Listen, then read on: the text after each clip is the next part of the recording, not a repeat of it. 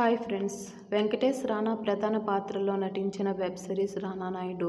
దీని season 2 Netflix వేదికగా June 13 నుంచి స్ట్రీమింగ్ కానుంది.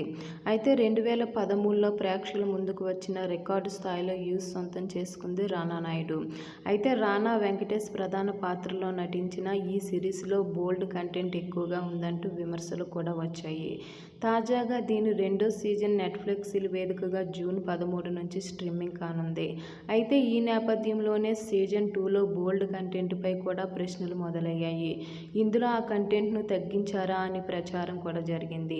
దీనిపై రానా ఓ ఇంటర్వ్యూలో స్పందించారు. ట్రోలింగ్ వచ్చిన మాట వాస్తవమే అన్నారు.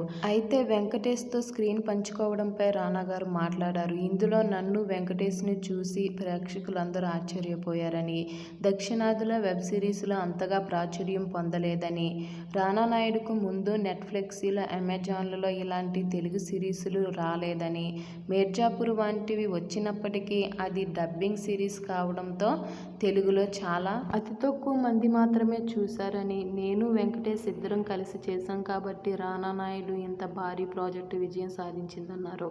వెంకటేష్ ఎక్కువగా కుటుంబ కథా చిత్రాలు చేస్తారు. కెరియర్ ప్రారంభంలో కొన్ని నెగిటివ్ రోల్స్ చేసినప్పటికీ కాలక్రమేణా ఆడియన్స్ వాటిని మర్చిపోయారు. అయితే రానా నాయుడుతో ఒక్కసారి ఆయన పాత రోజులను వారంతా గుర్తు చేసుకున్నారు. ఆయనలోని వేరే కోణాన్ని చూశారందరూ.